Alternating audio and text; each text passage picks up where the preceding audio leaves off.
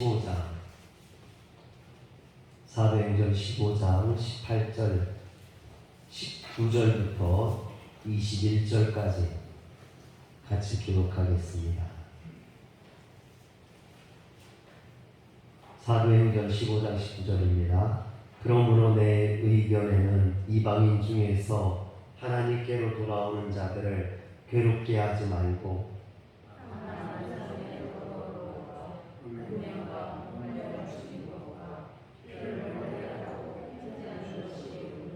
이는 예로부터 각 성에서 모세를 전하는 자가 있어 안식일마다 회당에서 그 글을 읽으니라 하더라. 아멘. 할렐루야. 오늘도 우리 성도님들 가정에 또 삶 속에 하나님의 능력과 역사가 나타나길 주의 이름으로 축원합니다. 사무엘하 10장에 보면 다윗이 자신에게 은혜를 베풀었던 암몬 왕 나하스가 죽자, 그리고 그 나하스가 죽고 그의 아들 한운이 왕위를 계승하게 되자 다윗은 죽은 나하스를 문상하고 왕위를 계승한 한운을 격려하기 위해서 특별 조문단을 파견합니다. 선한 마음에서 좋은 의미에서 조문단을 파견한 겁니다. 근데 이 조문단이 암몬에 이르렀을 때 암몬 관리들이 한온에게 말합니다. 사무엘하 10장 3절에 보면 다윗이 보낸 조문단은 암몬을 정복하기 위한 정탐꾼이라고 모함을 합니다. 그러자 이 한온은요, 다윗이 선한 마음으로 보냈다는 걸 알기 때문에 그렇게 이야기하면 안 된다고 말해야 되는데, 그 신하들의 말을 듣고 다윗의 선한 의도를 오해해서 사무엘하 10장 4절에 보면 다윗의 신하들을 잡아 그들의 수염 절반을 깎고 그들의 의복에 중동 볼기까지 자르고 돌려보냈다 그랬습니다.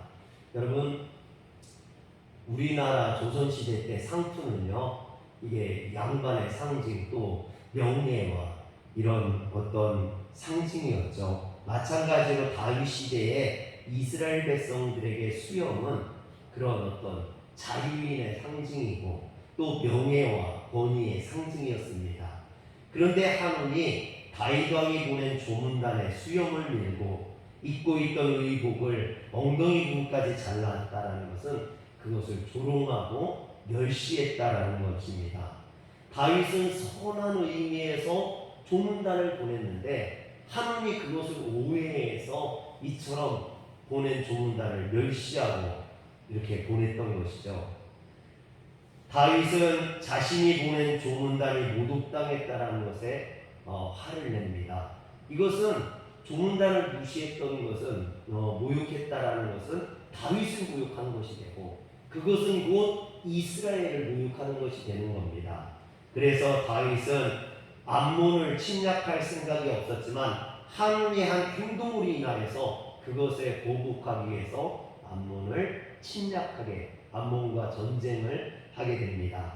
그러자 이제 한운이 입장이 난처해진 거예요. 여러분, 의기양양하게 조문단에 수염도 깎고 엉덩이까지 나오도록 옷을 찢어서 보냈을 때는 좋았지만 다윗이 이제 전쟁을 하러 올라오니까 겁이 나는 거죠. 무서운 겁니다. 여러분, 다윗이 누굽니까? 용사 중에 용사고 전쟁에서 적은 일이 없는 그런 사람 아닙니까? 그러자 이 한운은요, 아람 군대에게 요청을 해서 용병 33,000명을 더 얻어서 다윗과 싸우고자 합니다. 그러나 다윗에게 상대가 되지 않죠. 결국 아람과 암몬 연합군은 다윗에게 패망하게 되고 한운은 죽임을 당하게 됩니다. 여러분, 왜 이런 일이 벌어졌습니까? 별것도 아니었거든요. 다윗이 선한 의미에서 보냈던 조문단을 오해했던 것이, 그것이 명탐꾼이라고 오해했던 것이 이런 일들을 만들게 된 겁니다. 여러분, 그러면 오해가 뭡니까? 국어사전에 이 오해라는 걸 찾아보니까요. 오해는 사실과 다르게 해석하거나 이해함이라고 되어 있습니다. 즉 잘못 이해했다라는 거예요. 그러면 왜 오해할까요? 대부분의 이런 오해는요, 당사자의 마음에 그 원인이 있다고 할 수 있습니다. 마음이 바르지 못하거나 두고 있으면 다른 사람들이 말하는 것이나 행동하는 것을 오해하게 된다는 거죠. 즉 내 마음속에 두은 것이 그것이 다른 사람을 오해하게 만든다는 겁니다. 그래서 오해는 그 사람의 마음이 두고 있는 그 굴절의 정도만큼 상대방의 말과 행동을 굴절시켜 본래 상대가 하고자 하는 말과 행동이 아니라 굴절된 말을 듣고 오해하게 되고 전혀 상식 밖의 행동을 하게 된다는 것입니다. 그래서 오해는 반드시 다툼이 일어나고 그것으로 인해서 문제가 발생하게 된다는 것이죠. 다윗이 선의로 보낸 조문단을 한온이 오해하지 않았다면 이 한온이 죽을 일도 없었고 암몬이 멸망할 일도 없었을 겁니다. 오히려 다윗이라는 더 좋은 어떤 그런 친구를 얻게 되고 암몬은 더욱더 굳건하게 되었겠죠. 그러나 하나의 우애가 친구를 잃어버리고 적을 만들고 결국은 그것 때문에 자기가 망하는 일이 벌어진 겁니다. 사랑하는 성도 여러분, 그래서 성도는 예수 그리스도 안에서 늘 바른 마음을 가지고 즉 신실하고 정직하고 진실한 마음을 가져야 됩니다. 그래야 오해하지 않을 수 있다라는 거예요. 우리가 신실해야 된다라는 겁니다. 왜? 예수님께서 그러셨기 때문이죠. 예수님은 굽은 것이 없는 온전하신 분이었습니다. 그래서 예수님은 누구를 오해한 적이 없죠. 사람을 있는 그대로 바라봐 주셨던 분입니다. 그러므로 오늘 우리들도 예수님처럼 사람을 오해하지 않고 사람을 그대로 볼 수 있는 그런 자가 되어야 됩니다. 그런데 마태복음 17장에 보면 예수님 당시 유대인의 성인 남자들은 1년에 반세겔씩 성전세를 내야 됐습니다. 여기에서 반세겔이라는 것은요, 성인 남자가 이틀 동안 일해서 벌 수 있는 돈이에요. 그러니까 얼마쯤 될까요? 요즘 나가서 일을 하면 한 10만 원이나 15만 원 받는다고 치면은 한 20만 원에서 30만 원 정도 이렇게 1년에 성전세를 내야만 했습니다. 그런데 어느 날 성전세를 걷는 징수원이 베드로에게 이야기합니다. 왜 너희의 스승은 성전세를 내지 않느냐? 마태복음 17장 24절에 보니까 왜 성전세를 내지 않느냐라고 이야기하는 거예요. 그러니까 베드로가 낼 거야? 그러는 겁니다. 25절에 보면은 이제 베드로가 이르되 내신다 이렇게 이야기를 하는 거죠. 그 사실을 이제 예수님께서 듣고 베드로에게 이야기하시는 것이 25절과 26절 말씀입니다. 제가 읽어드릴게요. 예수께서 먼저 이르시되 시몬아 내 생각은 어떠하냐? 세상 임금들이 누구에게 관세와 국세를 받느냐? 자기 아들에게냐 타인에게냐? 베드로가 이르되 타인에게니이다. 예수께서 이르시되 그렇다면 아들은 세를 면하리라. 여러분 이게 뭡니까? 무슨 뜻이에요? 여러분 당시의 왕들이 세금을 걷어요. 세금을 징수하죠. 그런데 그 세금을 징수할 때 자기 아들한테 징수하진 않는다라는 거예요. 왕의 아들은 세금이 면제된다는 얘기겠죠. 타인들에게 낸다라는 거예요. 그러면 성전세는 누구에게 내는 겁니까? 하나님에게 내는 거잖아요. 예수님은 누구십니까? 하나님의 아들이시죠. 그렇기 때문에 예수님 말씀은 나는 하나님의 아들이기 때문에 성전세를 낼 의무가 없다는 말이 되는 거예요. 지금 왜 예수님은 성전세를 내지 않느냐고 성전세를 징수하는 사람이 베드로에게 얘기했더니 베드로가 낼 거야 그랬거든요. 그러니까 예수님은 나는 하나님의 아들이기 때문에 성전세를 낼 필요가 없다라고 말씀하신 겁니다. 그런데 27절에 보면 그러나 우리가 그들이 실족하지 않게 하기 위하여 내가 바다에 가서 낚시를 던져 먼저 오르는 고기를 가져 입을 열면 돈 한 세겔을 얻을 것이니 가져다가 나와 너를 위하여 주라 하시니라 하겠습니다. 예수님께서 하나님의 아들이신 걸 세상 사람들은 모른다는 거예요. 그래서 예수님께서 하나님의 아들이라고 성전세를 내지 않으면 세상 사람들이 오해를 한다는 거예요. 저거 하나님의 사람이라고 말하면서 성전세도 내지 않고 하나님을 믿는다고 하면서 복음을 전한다고 하면서 천국 복음을 전한다고 하면서 성전세도 내지 않는 게 무슨 복음을 전해? 그러고 예수님이 전하는 복음조차도 들으려 하지 않을 것이라는 거죠. 결국 복음을 듣지 않게 되면 그들은 구원받을 수 없게 되고, 그렇게 되면 그들이 구원받지 못하고 지옥에 가게 되기 때문에, 그래서 그들이 실족하게 될까봐 예수님께서는 성전세를 내겠다라는 거예요. 사람들이 실족할까봐, 예수님이 하나님의 아들이신 것을 모르는 사람들이 실족할까봐 베드로에게 가서 고기에 입을 벌려보면 거기에 한 세겔이 있을 것이니까 그것으로 너와 내 거에 성전세를 내라고 말씀하신 겁니다. 이처럼 예수님께서는 성전세를 납부하실 필요가 없지만 사람들이 그것으로 실족할까봐 내겠다라는 거죠. 여기서 실족하다라는 말은 헬라어로 스칸달리조라는 말인데 오해하게 하여 걸려 넘어지게 하는 행동이라고 되어 있어요. 여러분, 사람들이 오해해서 걸려 넘어질까봐 예수님은 그래서 하나님의 아들인데 성전세를 내지 않아도 되는데 내겠다라고 말씀하신 거죠.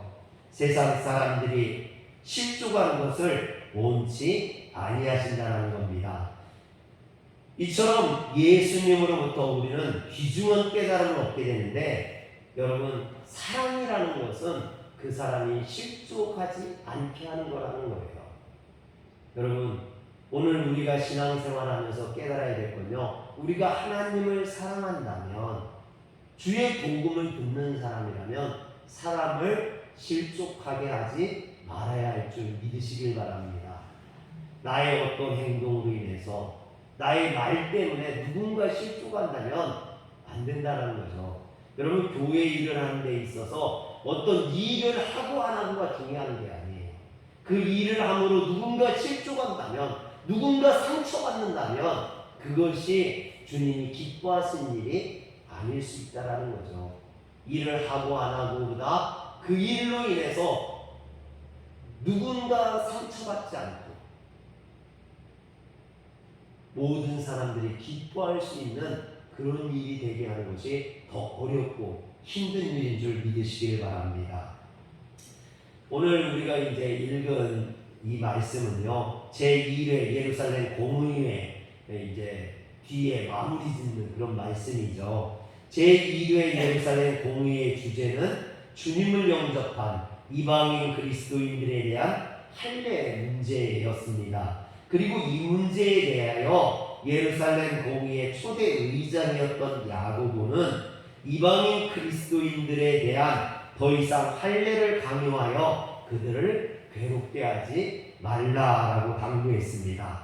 그동안 상당수의 유대인 그리스도인들이 이 하나님의 말씀을 오해해서 예수 그리스도 안에서 구원받은 이방인 그리스도인들에게 구원을 위한 필수 전제 조건으로 할례를 요구하고 그것으로 인하여서 이방인들을 괴롭게 했다라는 것입니다. 이것은 하나님의 말씀을 오해한 자들 때문에 빚어진 이런 일들이라는 거죠. 그래서 다시는 이제는 그들을 이런 어떤 할례 문제로 더 이상 힘들게 해서는 안 된다고 야고보는 결론을 내리고 있는 겁니다. 이는 그들이 주님을 믿는다고 하면서도 그들의 마음이 아직도 유대주의의 그런 잘못된 이런 것에서 벗어나지 못하고 있었기 때문이죠. 이런 굴절된 마음으로는 할례도 받지 않은 이방인들, 그들을 자신들과 똑같은 구원받은 자로 하나님의 백성으로 인정할 수 없었던 거예요. 여러분, 유대인들 마음속에 이런 굴절된 마음, 오해하는 마음들이 있었기 때문에 그것이 이방인들을 받아들이는데 어려움이 됐다는 얘기입니다. 그러므로 야고보는 최종 판결로 유대주의로 굴절된 마음으로는 더 이상 이방인 그리스도인들이 받은 구원을 오해하여서 그들을 괴롭게 하고 그들에게 상처를 주는 일들을 더 이상 하지 말라라고 당부했던 겁니다. 왜냐하면 이방인 그리스도인들이 받은 구원을 오해하는 것은 그들을 구원하신, 그들을 부르신 하나님의 사랑을 오해하는 것이 되는 거고, 또 그들을 주님 앞에, 하나님 앞에 불러주신 그 예수 그리스도의 십자가 사역을 무시하는 것이 되기 때문입니다. 그래서 오늘 야고보는 편지를 통해서 이제 유대인들에게, 이방인 그리스도인들에 대한 할례 문제를 더 이상 거론하여서 그들을 괴롭게 하지 말 것을, 율법을 오해해서 그들에게 상처 주지 말 것을 이야기했던 겁니다. 그런데 중요한 것은 또 20절과 21절이에요. 오늘 말씀. 다만 우상의 더러운 것과 음행과 목매어 죽인 것과 피를 멀리하라고 편지하는 것이 옳으니 이는 예로부터 각성에서 모세를 전하는 자가 있어 안식일마다 회당에서 그 글을 읽음이라 하더라 했습니다. 여러분, 19절까지는 뭐였냐면 유대인 그리스도인들에게 이방인 그리스도인들을 할례로 구속하거나 율법을 위해서 그들을 구속하거나 그들을 얽매여서 괴롭게 하지 말 것을 종용하는, 당부하는 말씀이었다면 20절과 21절은 이번에는 반대로 이방인 그리스도인들에게 하는 당부입니다. 여기서 야고보는 편지를 써서 이방인 그리스도인들에게 유대인 그리스도인들이 혐오하는 행동을 삼갈 것을 촉구합니다. 이것은 이방인 그리스도인들이 유대인 그리스도인들과 교회 안에서 하나가 되고 융화되기 위해서는 반드시 필요한 일이라는 겁니다. 즉 야고보는 하나님이 주신 건강한 상식을 가지고 교회 안에서 행동할 것을 적용하고 있는 거죠. 여기서 건강한 상식을 지니고 행동한다는 것은요, 누군가 불필요하게 오해하게 하고 불편하게 해서는 안 된다라는 겁니다. 내가 하는 어떤 행동이, 내가 했던 예전의 습성이 다른 사람을 상처 주거나 오해하게 하고 다른 사람을 불편하게 한다면 그런 행동을 하지 말아야 한다라는 것이죠. 그러면 그들이 했던 행동이 어떤 거냐? 20절에 나와 있는 행동들입니다. 우상에게 제물로 바쳐진 음식을 먹고 이방 신전에서 신전 장기와 아무 죄의식 없이 음행을 하고 교사란 짐승의 고기를 먹거나 피를 통째로 마시는 것과 같은 이방인들이 하는 행동은, 이 행위는 모든 유대인들이 혐오하는 것이라는 거예요. 싫어하고 아주 극히 경멸하는 그런 행동이라는 겁니다. 그런데 이방인들 중에 그리스도인이 된 이방인 그리스도인 중에 예전 전통과 종교적인 습관, 이런 것에 버리지 못하고 예수를 믿고 나서도 그것을 행하는 자들, 아무런 거리낌 없이 행하는 자들이 있었다라는 것이죠. 그런데 이것이 유대인 그리스도인들에게 반감을 사게 했을 뿐만 아니라 일부 연약한 자들을 실족시키고 또 이런 것으로 인해서 유대인 그리스도인들이 이방인 그리스도인들을 오해해서 저 사람들은 절대 구원받을 수 없는 사람들이야, 저렇게 해서 어떻게 하나님 앞에 구원받겠어, 이런 오해를 만들게 되었다라는 것이죠. 여러분, 교회가 이방인 그리스도인이든 유대인 그리스도인이든 하나가 되기 위해서는 서로 조심할 것이 있는 거죠. 서로 조심해야만 하는 겁니다. 서로를 배려하고 서로에게 상처 주는 행동을 해서는 안 된다는 거죠. 사랑하는 성도 여러분, 우리가 같이 신앙생활을 하기 위해서는요, 그런 것을 꼭 염두에 둬야 됩니다. 내 마음대로 내 뜻대로만 신앙생활을 하려면 누군가에게 상처를 주게 되고 누군가 아프게 한다는 거죠. 대부분 교회를 다니다가 안 다니는 사람들은요, 내가 교회 다니다가 뭐 목사님에게 상처받았어, 또는 교회 속장님에게 상처받았어, 누군가에게 상처받았다고 이야기를 해요. 여러분, 얘기를 들어보면 잘못된 얘기는 아니에요. 그렇지만 그것이 일방적일 때는 다른 사람에게 상처 줄 수 있다는 얘기예요. 아무리 그것이 옳은 것이라 할지라도 배려하는 것이 먼저라는 거죠. 여러분, 사도 바울은 본래 그리스도인들을 타도해야 될 공적으로 오해했던 사람입니다. 교회는 없어져야 되고 예수 그리스도를 믿는 사람들은 거짓말쟁이라고 생각했죠. 그래서 스데반을 죽이고 교회를 핍박하고 예수 믿는 사람들을 잡아가두는 그런 사람이었습니다. 교회를 오해했기 때문에 그런 일을 했죠. 그러나 다메섹으로 가던 도중에 빛 가운데 만난 예수님을 통해서 그가 눈에 비늘이 벗겨지면서 오해가 하는 것이 아니라 진리를 바로 깨닫게 됩니다. 그런데 그때부터 어떤 일이 벌어집니까? 바울은 진리를 전하기 위해서, 복음을 전하기 위해서 예수 그리스도를 증거했지만 사람들이 이 바울을 오해하는 일이 벌어졌다는 거죠. 그 전에 자신이 사람들을 오해했던 것처럼 이제는 사람들이 자신을 오해하기 시작했다는 겁니다. 그리고 자신을 핍박하고 죽이려고 하는, 그래서 도망다녀야 되는 그런 일들이 벌어진 겁니다. 이 사도 바울은요, 이런 일들을 겪으면서 오해한다는 것이, 또 다른 사람을 오해하게 한다는 것이 얼마나 이것이 잘못된 것인지를 깨달은 거죠. 그래서 고린도전서 8장 13절에 뭐라 합니까? 그러므로 만일 음식이 내 형제를 실족하게 한다면 나는 영원히 고기를 먹지 아니하여 내 형제를 실족하지 않게 하리라. 여러분, 내 행동을 통해서 누군가 오해하고 실족하게 된다면 나는 그 일을 절대로 하지 않겠다라고 이야기를 하는 겁니다. 또 예수님께서는요, 마태복음 18장 6절에 뭐라고 이야기하시냐면, 누구든지 나를 믿는 이 작은 자 중 하나를 실족하게 하면 차라리 연자맷돌이 그 목에 달려서 깊은 바다에 빠뜨려지는 것이 나으리라 하셨습니다.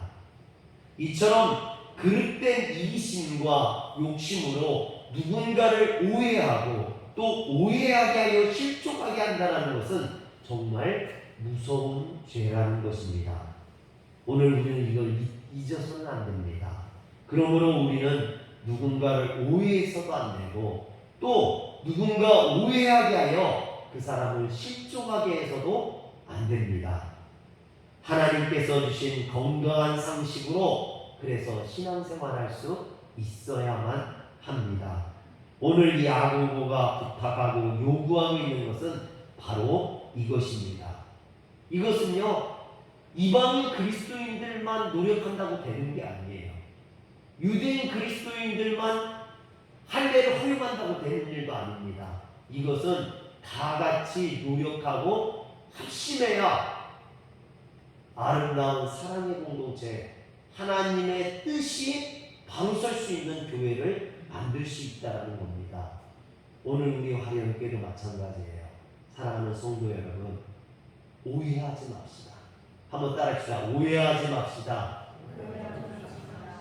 오해하게 하지 맙시다. 오늘 우리는요, 누군가를 오해하지도 말고 또 누군가에게 오해하게 하지도 말고, 여러분, 그래서 미워하고 또 다투고 서로를 멸시하고 이런 일들이 벌어지는 건요, 오해 때문이라는 거예요. 교회 안에서 아주 작은 거, 사소한 거, 아무것도 아닌 걸로 오해하다 보면요, 그 오해하는 마음이 미움이 되고 다른 행동들을 곡해하게 되고, 그것으로 인해서 하나님의 말씀이 들어가지 않는, 하나님의 말씀이 은혜가 되지 않는 그런 일들이 벌어집니다. 여러분, 여러분들의 마음속에 그런 것이 있다면 다 제하시길 바랍니다. 오늘 이 시간 다 털어내버리시고 하나님과의 바른 관계, 하나님의 말씀이 불절되지 아니하고 온전히 내게 임할 수 있기를 여러분들에게 임할 수 있기를 주의 이름으로 축원합니다. 기도하겠습니다. 전능하신 하나님, 우리가 누군가의 말과 행동을 오해하여서 곡해하여서 하나님의 은혜가 증거되지 못하게 하고 그것으로 인해서 상처받고 또 다른 사람을 상처 주기도 하며 교회가 분열하는 일이 벌어지지 않게 하여 주옵소서. 우리가 누구에게 오해를 하거나 또는 오해하게 하여서 상처를 주거나 실족하지 않게 하시고 우리 화려교회가 협력하여 손을 이룰 수 있는 하나님의 온전한 사랑이 우리에게 임할 수 있기를 주의 이름으로 간절히 축원하옵나이다. 아멘.